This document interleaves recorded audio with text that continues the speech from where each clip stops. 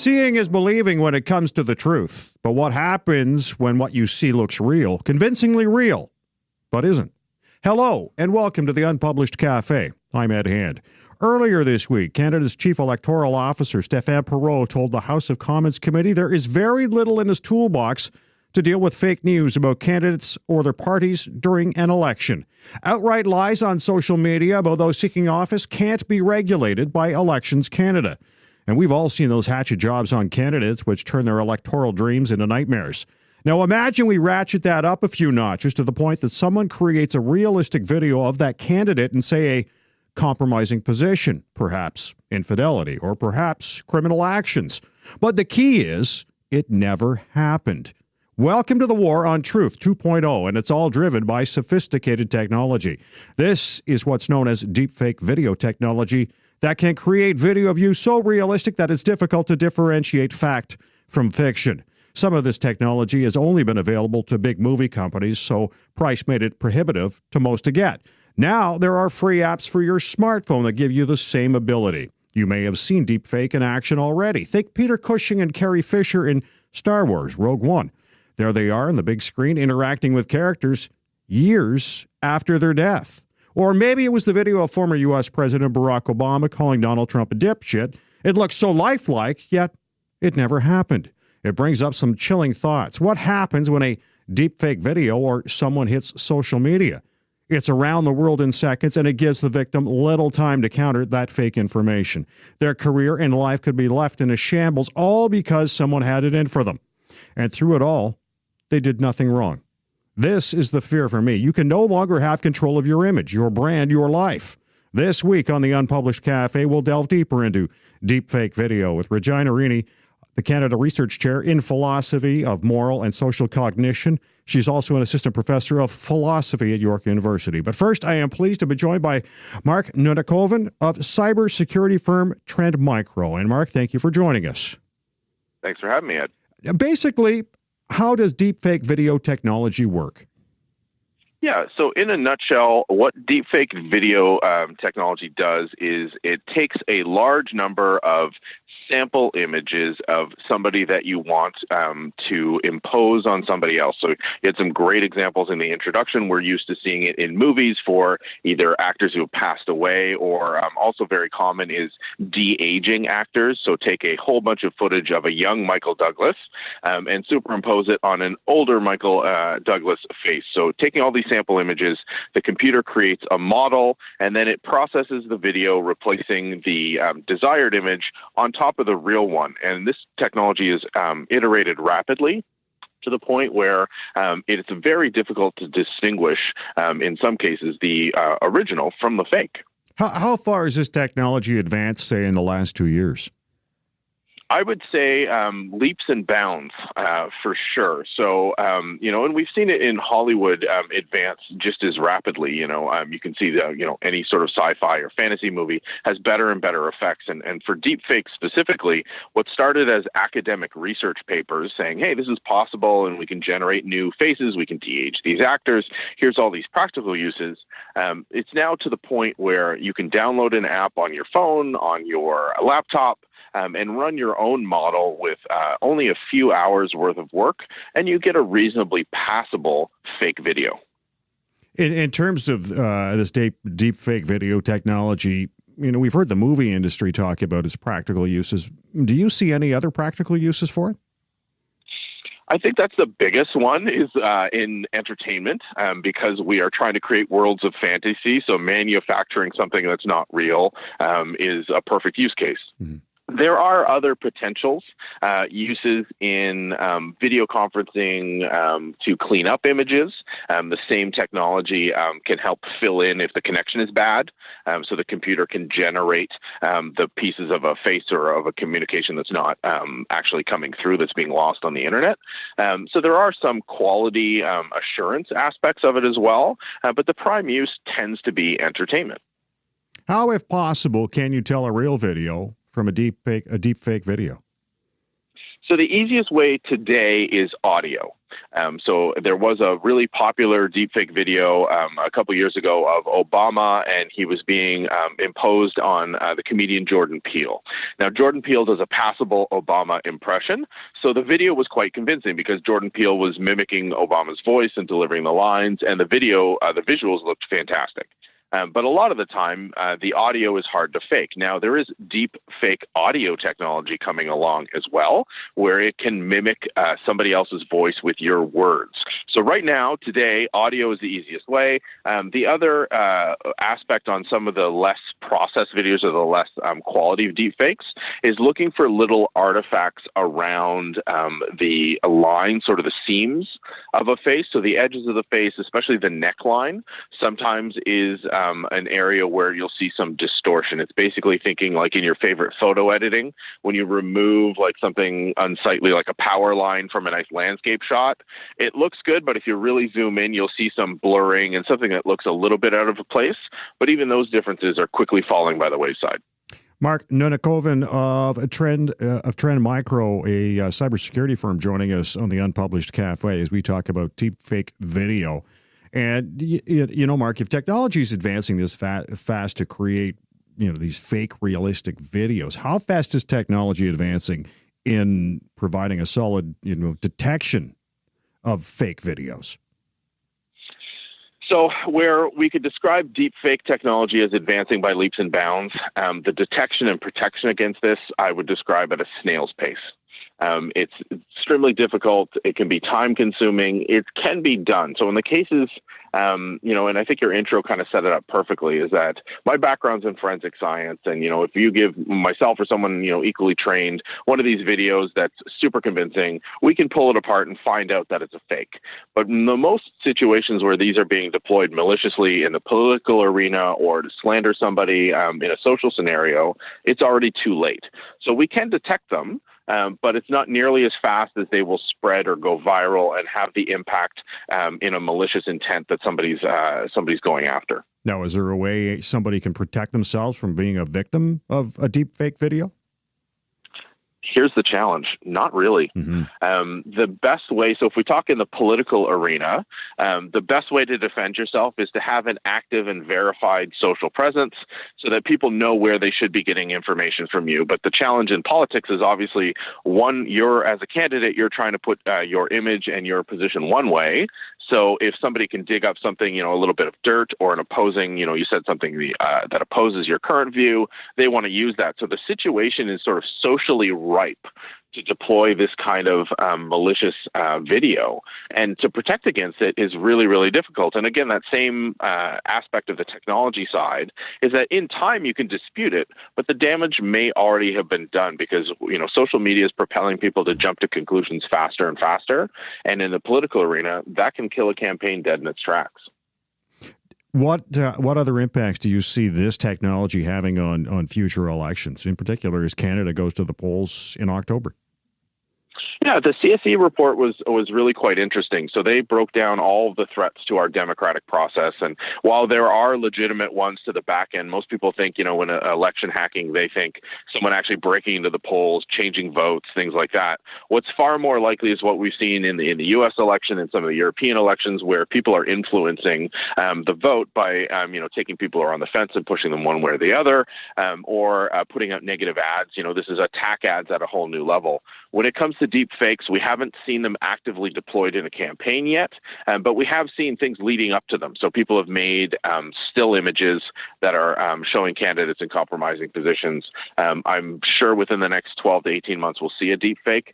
The challenge is informing the electorate that you should really go to the source. You should take the journalistic rule of making sure that anything you see has been double verified, at least 2 independent sources.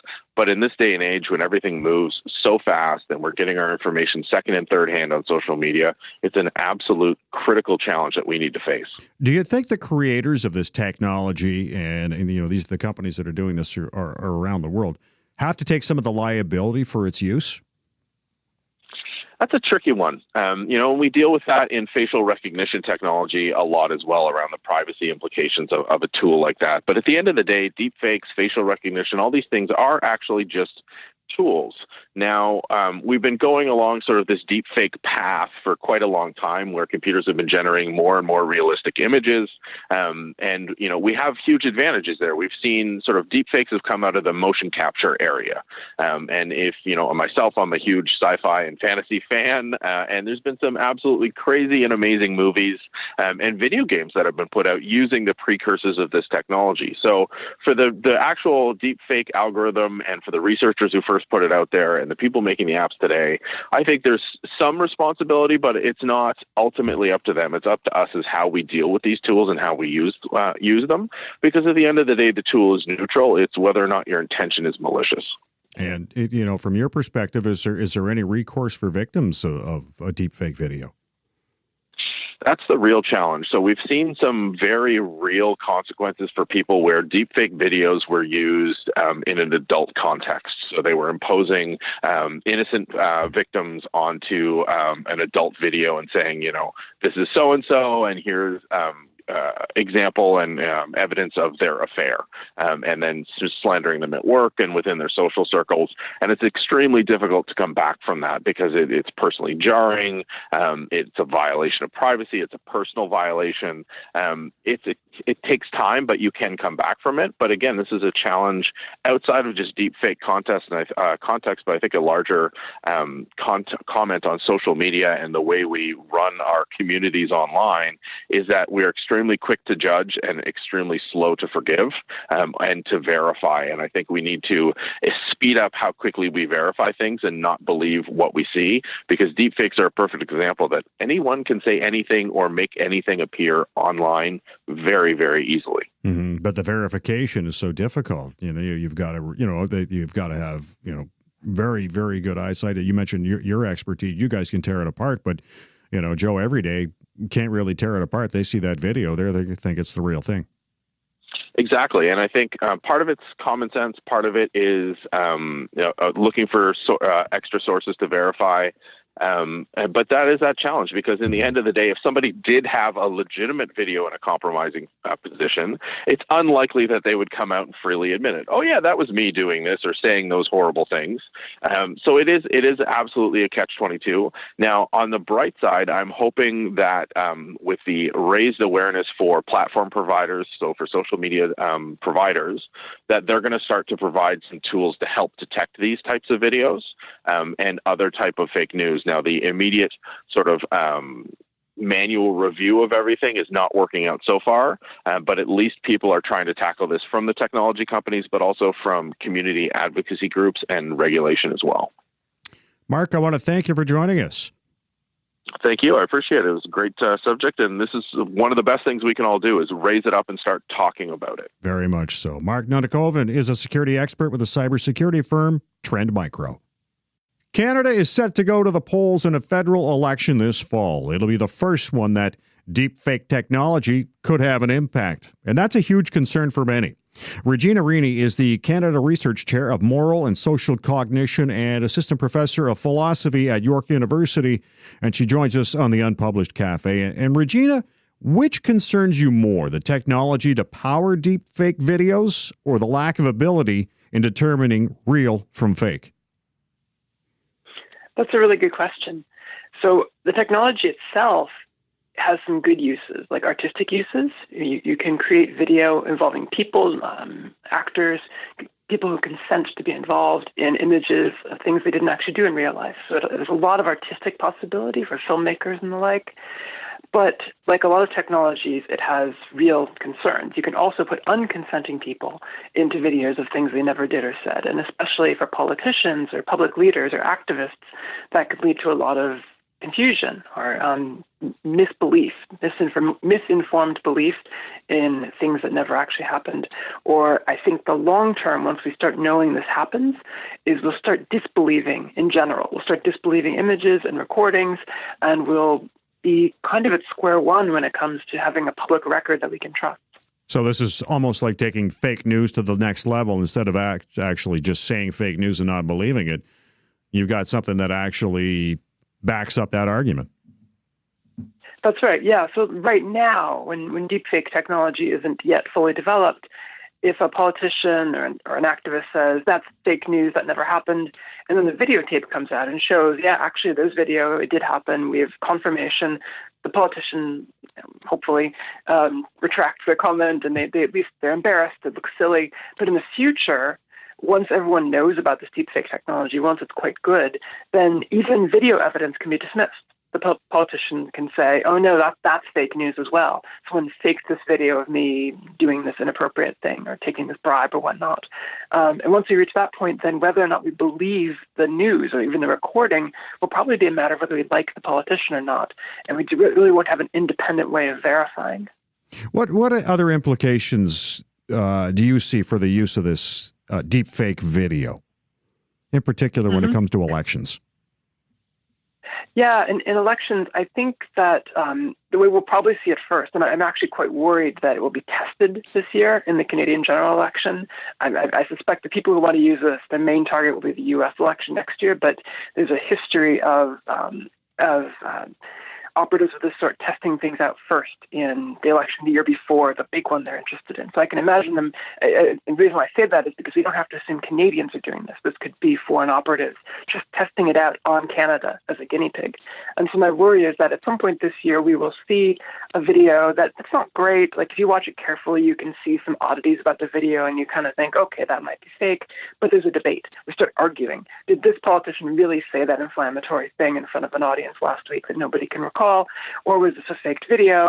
And maybe eventually we'll find out it was fake. But in the meantime, we're going to have a very confusing and destructive argument just about the videotape. So if your listeners remember, about a month ago in the United States, there was this big fuss over an encounter in the United States, in Washington, D.C., between some boys from Covington Catholic High School and a Native American activist. And the big thing came down to which version of the videotape did you believe. There were different angles and people saw different things. And no one was saying the videotapes were fake in that case. It was just a matter of how you perceived it. So imagine that kind of acrimonious, confusing debate where now people are saying it's not just how I perceived the video, but the video itself has been faked. The video itself is not a real depiction of events. It's not even a matter of perception. It's genuinely just faked. And at that point, I really don't know what happens once that becomes a common feature of public debate. But I worry that it starts to make all of our discussions look like the worst bits of conspiracy theory stuff on the internet. You know, all that's required to create a deep fake video of someone is a few minutes of video of them. And for candidates in an election, that's going to be difficult to contain considering the wide use of social media in an election campaign. Yeah.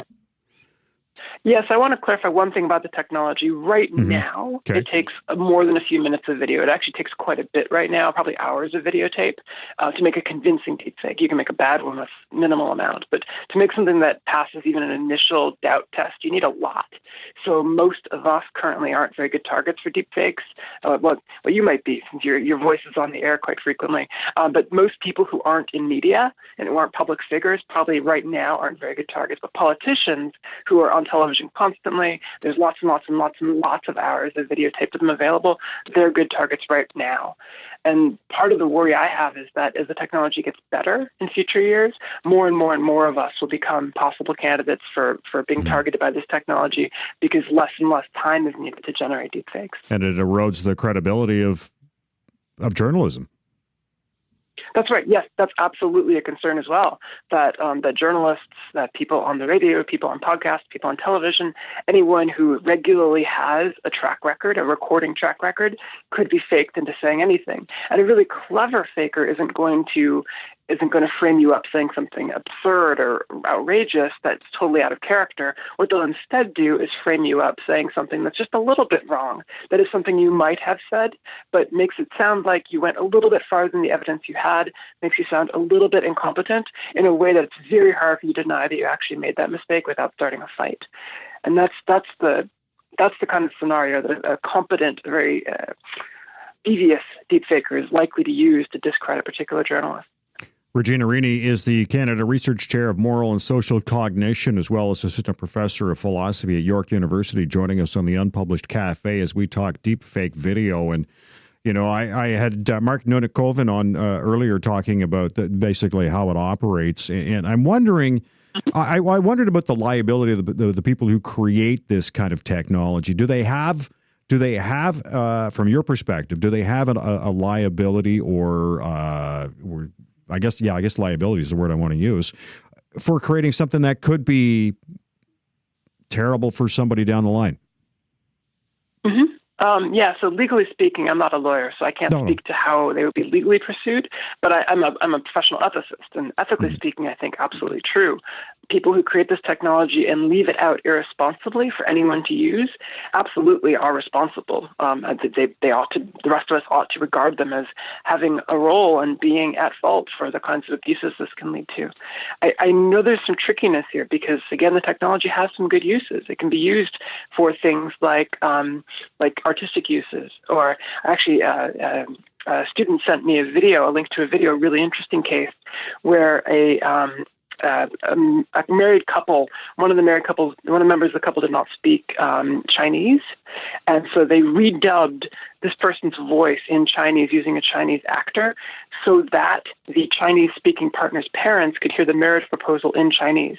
And this was this is very exciting. This is very good for them. Everyone was very happy about this. So it was the use of the same type of technology to do a really nice thing for people. So the technology has upsides. I don't want to say that people who worked on this technology always have bad motives, but leaving it out on the internet for anyone to use untraceably in ways that no one can figure out who did what at what time, that's dangerous. That's irresponsible. And I think people who do that ought to be held accountable.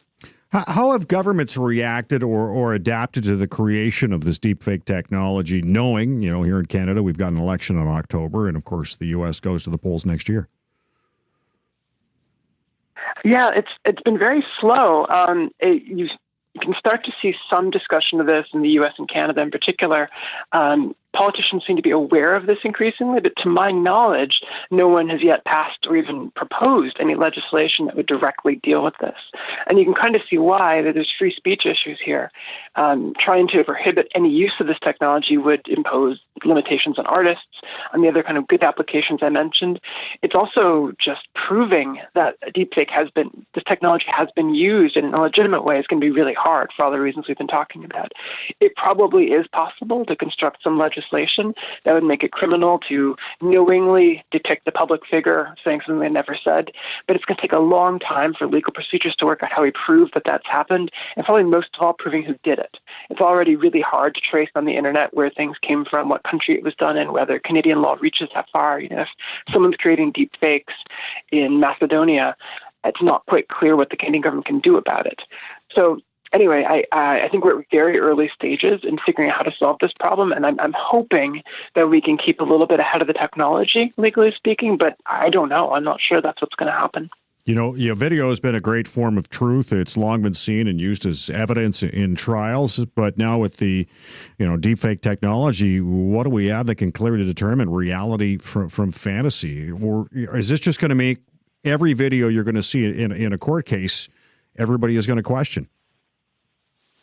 That's what I'm worried about. I think it won't go quite that far because there are certain technologies and certain limited uses where you can guard against deepfakes. For example, a CCTV camera that has a fixed position and where the hardware is inaccessible to outsiders, you can implant in that video what's called a watermark, which is a kind of a digital stamping that's not visible to the naked eye but can be detected by computers. And it's very hard for deepfakes to cope with that. So what that means is there's like a dedicated CCTV camera and I want to deepfake it. I'm probably not going to be able to do that successfully unless I have direct access to the original machine. So we might be able to trust evidence from those cameras, but what we won't be able to trust is random cell phone video from random people's cameras on the street, because those are much easier to fake because they don't have pre-registered and very clear watermarks. So it's going to be a mixed bag, and a lot of this, and for juries especially, this is going to be so hard because they're going to be dependent upon experts explaining why could you trust this camera, why can't you trust this camera, etc. And it's definitely a worry. Regina, I want to thank you for joining us. Thank you. Have a good afternoon. Regina Rini is the Canada Research Chair of Moral and Social Cognition and Assistant Professor at York University. And as you've heard, the implications for fair and honest elections is in the crosshairs of technology with deepfake video. And that brings us to our question for you.